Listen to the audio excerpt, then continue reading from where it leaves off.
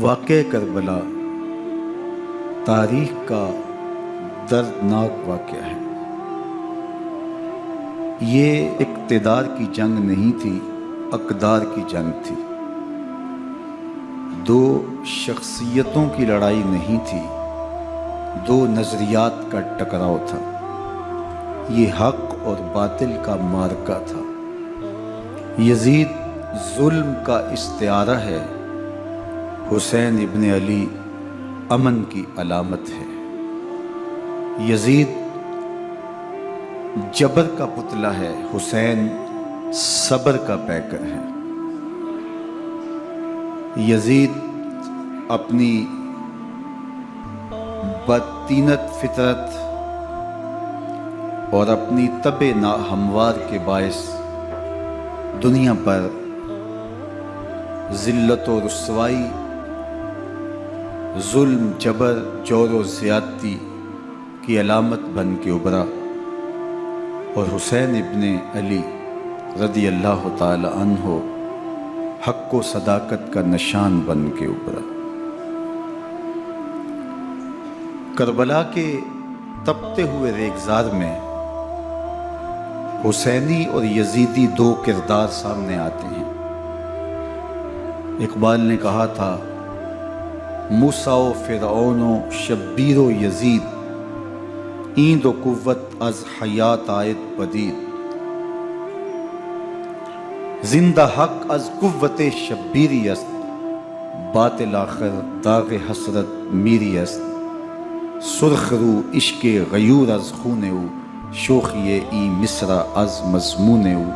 تا قیامت قطع استبداد کر، موج خون او چمن ایجاد کر۔ یزید بہدل کی بیٹی محسون کا ناپاک بیٹا تھا، اور حسین محمد عربی کی بیٹی فاطمہ کا شہزادہ تھا۔ یزید دمشق کے اطراف میں سرجون اور جریر، اختل جیسے اوباشوں کے جھرمٹ میں پل کے جوان ہوا۔ حسین کے گھر کا دروازہ مسجد نبوی کے اندر کھلتا تھا۔ یزید نشے میں دھت ہو کر کے نمازیں چھوڑ دیتا تھا۔ حسین کی کربلا کے اندر بھی نماز تہجد قضا نہیں ہوئی۔ یزید ظلم کا دوسرا نام ہے، حسین امن کی علامت ہے۔ یزید نے زندگی میں ایک مرتبہ حج کیا اور شراب کے مٹکے ساتھ لے کے آیا، اور اختل اور دیگر گویوں اور مغنیوں کو اپنے ساتھ رکھا تاکہ سفر آسانی سے کٹے۔ حسین ابن علی نے 25 حج سواری ہونے کے باوجود پیدل کیے۔ یزید حج بیت اللہ کے بعد مدینہ المنورہ آیا اور شراب کی ایک مجلس بپا کی۔ حضرت امام حسین رضی اللہ تعالی عنہ جب وہاں پہنچے تو شراب کی پھیلی ہوئی بدبو کو محسوس کرتے ہوئے فرمایا، یہ بو کیسی ہے؟ تو نشے میں دھت یزید بولا، یہ شام میں بنتی ہے، اور ایک جام منگوایا اور اس کو پیتے ہوئے دوسرا جام حضرت امام حسین رضی اللہ تعالی عنہ کی طرف بڑھاتے ہوئے کہا، ابا عبداللہ لیجئے۔ تو حضرت امام حسین رضی اللہ تعالی عنہ نے فرمایا، میں اس کی طرف دیکھتا بھی نہیں ہوں، اور پھر وہ عشقی اشعار پڑھنے لگا۔ جب یزید کی شراب نوشی کا منظر امام حسین رضی اللہ تعالی عنہ اپنی آنکھوں سے دیکھ چکے تھے، تو مجھے بتاؤ یزید کے ہاتھ پہ امام حسین کا پاک ہاتھ کیسے آتا؟ حضرت امام حسین رضی اللہ تعالی عنہ جس ماحول میں پلے تھے، جس ماحول میں پرورش پائی تھی، جس ماحول میں رہے تھے، وہ پاکیزہ اور تقدس مآب ماحول تھا۔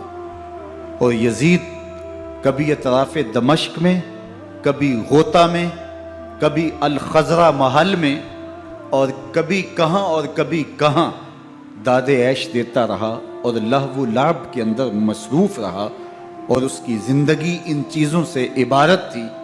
وہ محرمات کو حلال قرار دیتا، شراب نوشی اس کی ہڈیوں میں رچی ہوئی تھی، اور شریعت بیضا کا مذاق اڑایا کرتا۔ اور حسین ابن علی رضی اللہ تعالی عنہ کی دوستیاں جن لوگوں سے تھی وہ عبداللہ ابن عباس تھے، عبداللہ ابن عمر تھے، حضرت عبد الرحمن بن ابو بکر رضی اللہ تعالی عنہ تھے۔ یزید تو جوا کھیلتا رہا، یزید تو قمار بازی کرتا رہا، یزید تو شراب نوشی کرتا رہا، اور حسین ابن علی مسجد نبوی کے منبر میں حضور کے پہلوؤں میں بیٹھتے رہے۔ زمانے نے وہ منظر دیکھا کہ سرخ رنگ کے جوڑے پہنے ہوئے حسنین کریمین حجرہ فاطمہ سے نکلتے ہیں، کم عمری کی وجہ سے کبھی گرتے ہیں کبھی سنبھلتے ہیں، اور آقا کریم خطبہ ارشاد کر رہے ہیں، خطبہ چھوڑ کے حضور نے شہزادوں کو اٹھا لیا۔ وہ منظر بھی زمانے نے دیکھا۔ حضرت عبداللہ بن شداد کہتے ہیں کہ حضور سجدے میں تھے اور سجدہ اتنا طویل ہو گیا، ہمیں لگا یا تو وحی کا نزول ہو رہا ہے یا پھر اللہ کا حکم آ گیا اور اللہ کے محبوب کی روح قبض کر لی گئی۔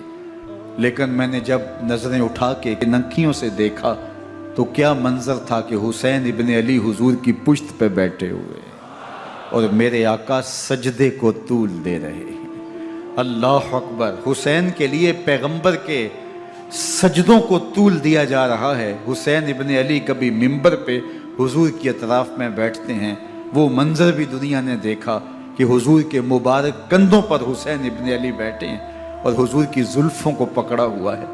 تو حضرت عمر رضی اللہ تعالیٰ عنہ دیکھ کے کہتے ہیں واہ واہ کیسی سواری میسر آئی حسین ابن علی کو۔ تو میرے آقا مسکرا کے کہتے ہیں عمر سواری دیکھتے ہو سوار بھی تو دیکھو۔ اللہ اکبر! حضرت اسامہ بن زید بن حارثہ رضی اللہ تعالیٰ عنہ فرماتے ہیں رات کا ایک پہر گزر گیا اور مجھے حضور سے کوئی کام تھا، میں آقا کریم کی خدمت میں حاضر ہوا، در دولت پہ دستک دی، حضور تشریف لائے تو چادر اوڑی تھی، بکل کی ہوئی تھی میرے حضور نے، تو میں نے اپنی حاجت کہی تو حضور نے میری حاجت پوری کر دی۔ لیکن ایک منظر میں نے دیکھا کہ حضور نے جو چادر کی بکل فرمائی تھی اس کے اطراف میں پہلوؤں میں ابھار تھے جس طرح اندر کوئی ہو۔ مجھ سے نہ رہا گیا، میں نے پوچھ لیا، میں نے کہا بندہ نواز چادر کے اندر کیا ہے؟ فَكَشَفَهُ، تو حضور نے چادر کو کھول دیا۔ فَإِذَا الْحَسَنُ وَالْحُسَيْنُ عَلَىٰ وَرِكَيْهِ، تو کہتے ہیں میں نے اپنی آنکھوں سے دیکھا ایک پہلو سے امام حسین لپٹے ہوئے تھے، ایک پہلو سے امام حسن لپٹے ہوئے تھے۔ فرمایا یہ میرے بیٹے ہیں، یہ میری بیٹی کے بیٹے ہیں، اے اللہ میں ان سے پیار کرتا ہوں، تو بھی ان سے پیار کر، جو ان سے پیار کرے اس سے بھی پیار کر۔ ان کی محبت کا درس دیا، ان کے پیار کا سبق پڑھایا، کہا ان سے پیار کرنے والا میرے سے پیار کرنے والا ہے، ان سے بغض رکھنے والا میرے سے بغض رکھنے والا ہے۔ ان کی تکلیف حضور کو بے چین کر دیتی تھی۔ حضرت سیدہ فاطمہ الزہرا رضی اللہ تعالی عنہ کے گھر کے قریب سے گزرے تو حضرت امام حسین کے رونے کی آواز آ رہی تھی، تو آقا کریم علیہ السلام نے فرمایا کہ فاطمہ حسین کو چپ کرواؤ، الا تعلمی ان بقاءہ یوزینی، تو جانتی نہیں حسین کا رونا مجھے دکھ دیتا ہے۔ حسین ابن علی کو حضور رونے نہیں دیتے تھے، ان کو دکھی نہیں ہونے دیتے تھے، کیونکہ رسول اللہ صلی اللہ علیہ وسلم جانتے تھے کہ یہ کتنے دکھ سہے گا، کتنی تکلیفوں سے گزرے گا اور کتنے مصائب سہے گا۔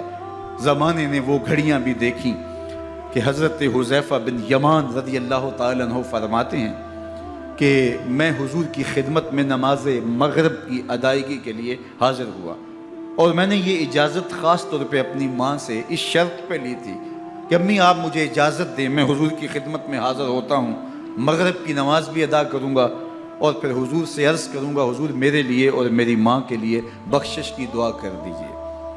ماں نے اس شرط پہ اجازت دے دی اور میں حضور کی خدمت میں آ گیا، نماز مغرب ادا کی، سلام پھرا تو میرے دل میں آرزو تھی میں حضور سے عرض کروں حضور میرے لیے اور میری ماں کے لیے مغفرت کی بخشش کی دعا کر دیں، لیکن حضور عبادات میں ذکر میں نوافل میں ایسے مشغول ہوئے کہ میں آرزو رکھنے کے باوجود بھی عرض نہ کر سکا۔ خیر نماز عشاء کا وقت ہوا، اذان پکاری گئی، حضور مصلی پہ آئے، نماز پڑھی، سلام پھرا، تو میرے دل میں پھر خیال آیا کہ ماں سے ایک نماز کی چھٹی لی تھی، نمازیں بھی 2 ہو گئیں، ماں نے جاتے پوچھنا ہے حضور سے میرے لیے اور اپنے لیے مغفرت کی بخشش کی دعا کروائی تھی تو کیا جواب دوں گا؟ اور حضور اٹھے اور کاشانہ اقدس کی طرف چل دیے۔ اب میرے دل میں یہ خیال رہ کے آ رہا تھا کہ ماں کو کیا جواب دوں گا؟ میں تو حضور سے بخشش و مغفرت کی دعا کروا ہی نہیں سکا۔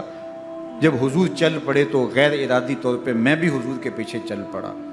چلنے میں تھوڑی سی رفتار تیز ہو گئی جس سے قدموں کی آہٹ پیدا ہوئی، تو جب آواز پیدا ہوئی تو حضور نے رخ پھیرے بغیر فرمایا من ھذا، میرے پیچھے پیچھے کون آ رہا ہے؟ پھر خود ہی کہا حذیفہ تو نہیں؟ تو میرا دل دھڑک رہا تھا، قلت نعم، میں نے کہا جی جی حضور میں حذیفہ ہوں۔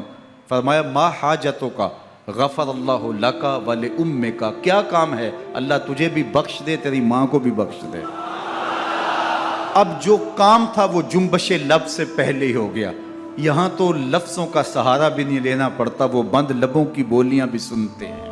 اقبال بولا ہے فروغت صبح آثار و دہور، چشم تو بینندائے ما فی الصدور، تیری نظر تو سینوں کے چھپے راز بھی دیکھتی۔ تو کہا ما حاجتوں کا غفر اللہ لک ولامک،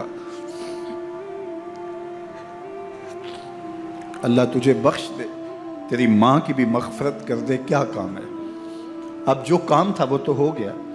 تو میرے حضور نے ارشاد فرمایا حذیفہ سنو، ابھی ایک فرشتہ آیا ہے جو اس سے قبل دھرتی پر پہلے کبھی نہیں آیا، آج پہلی مرتبہ اللہ سے اجازت لے کے 2 کام کرنے آیا ہے۔